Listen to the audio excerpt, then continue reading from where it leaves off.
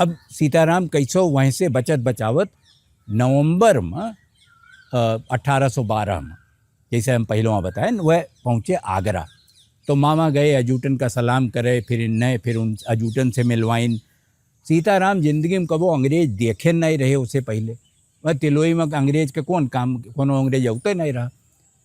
तो इन्हें ही लागत रहा कि अंग्रेज के जितना किस्सा सुने थे ओकरे हिसाब से तो अंग्रेज कम से कम 15-20 फुट के होए के चाहिए और बहुत लंबा चौड़ा होए के चाहिए। ओके हाथ वाथ एकदम एक एक पसेरी के अंगुरी होए के चाहिए। यस कुछ रहबे नहीं किया। वो तो एक ठू रहा अजूटन जोन रहा, वो बिल्कुल ऐसे आम आदमी ये तहरत रहा। तो अजूटनवा देखी सो के ओकरे बाद मामा जानत रहा हनुमान का, तो एक चिट्ठी लिख दी। तो वो चिट्ठी लेके ये कर्नल के लगे गए और फिलट नाव रहा उनके।